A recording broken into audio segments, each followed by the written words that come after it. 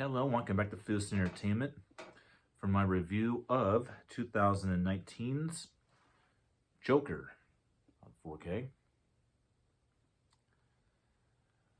Well, we're talking about the plot of the film, Terrell's opinion of the film, my opinion of the film, which has changed, and issues that I may or may not have with the film.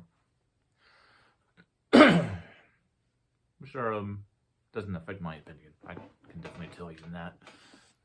And we talk about the overall cinematography of the film, possibly, or maybe some Easter eggs, which will go into issues I have. But like I said, won't affect my opinion. And get the film a ranking. So let's go ahead and read the plot.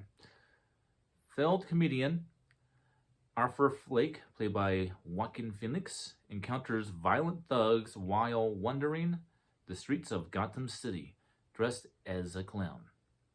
Disrespected by society, Fleck begins a slow descent into madness as he transforms into the criminal mastermind known as Joker in the thrilling origin story. All right, the Real's opinion. Well, the Real definitely liked this movie. In fact, they liked this movie so much that, and it's not the first time that an actor has won an Oscar for won an Oscar for playing the character of Joker. But people liked this so much, though, that they gave Joaquin Phoenix not the Best Supporting Actor Oscar. They gave him the Best Actor in a Motion Picture Oscar for his role in this movie. So yeah, I say the Real definitely liked it. Definitely liked the movie because it definitely did win some Oscars. And that is probably the most important one that it won was Best Actor in a Motion Picture. Now let's go on to my opinion. Well, before I watched this movie last night, sorry I didn't review it then, but I was very tired. It was a long day yesterday, but I did watch it. And I had a whole day to digest what I'm going to say. And remember my last review, when I reviewed Birds of Prey, I said I was going to trash on this movie. Well, my opinion has definitely changed about this movie because I'm not going to trash on this film. I watched this movie with open eyes, and for the very first time in quite a few years, I might add, I haven't seen this film in a while. And I actually like this movie a lot. I actually do think this is actually a very, very good movie. Now, why do I think it's a good movie? I think it's well acted. I think that the look of the film is very cool. I like the fact that they actually make it look like a movie that takes place in the 1980s. In the framing of the movie, we haven't seen a movie framed like this for a while. The overall cinematography was spot on and definitely fit the atmosphere of the movie and the grittiness. In fact, the movie was so good that take a look at the Govee lighting effect for it. They really nailed it, didn't they? So even Govee lighting apps on your phone like this movie too. All right. The issues. Well, the issues have to do really with, well, first off, they said origin story of Joker.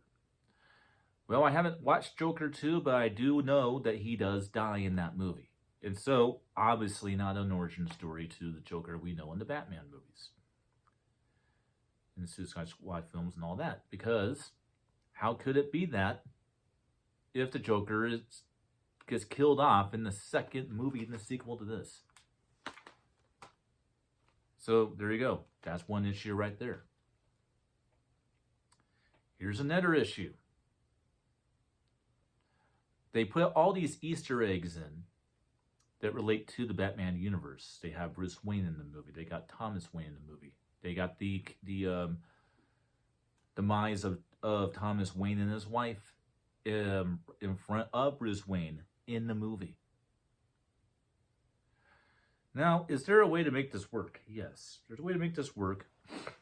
And I kind of think it's ingenious. There's a way to make it work that the influence of this Joker influenced who would become the, the chaotic villain of the Batman movies.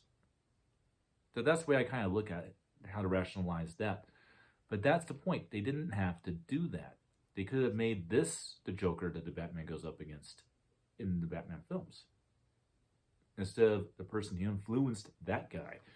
And that right there is really what irritated me. And I was willing to go ahead and just bash the movie on that alone, but I can't.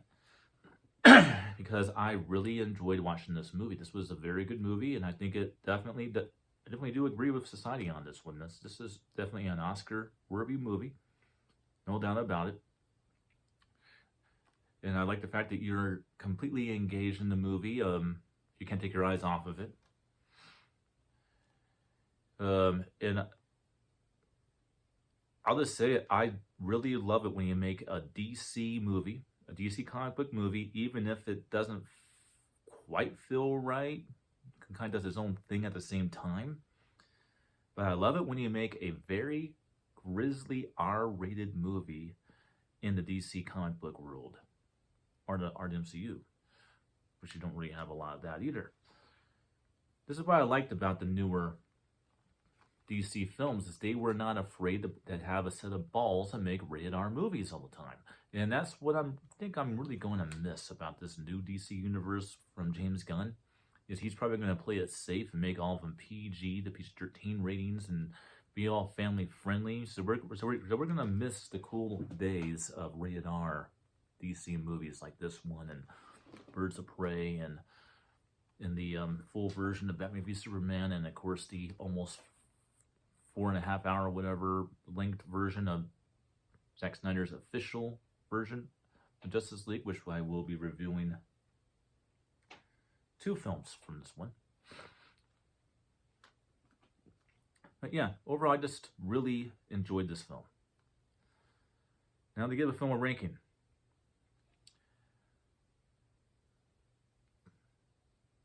Due to the fact that if you do pay attention, it does make sense. Even if you already know a little bit about Joker 2, although I don't own it yet. I'm trying to find it for a cheaper price. But now that I really got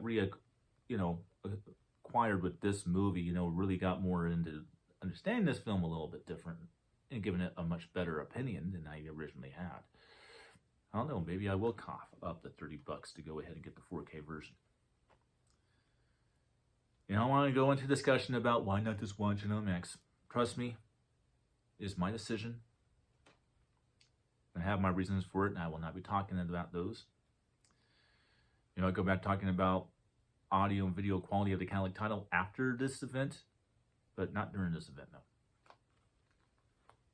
Call it an experiment. Now, well, the ranking I'm going to give this is 4 stars. This gets a perfect ranking for me. Now, originally I was going to give it a 3.5 stars, which is near perfect. But since they actually kind of make it make sense, somehow, they actually make it make sense, and knowing a little bit about the second movie, I gotta give this film a 4-star ranking. So this is a perfect movie. It gets the highest amount of stars. So that's all I gotta say about 2019's Joker. Foose says check it out, and I will see you next time from my review of Wonder Woman 1984, which will be a first-time watch for me. Now that might be tomorrow, that might be the day after, but don't worry, it's coming. That's all I gotta say. Catch you guys next time. Until then.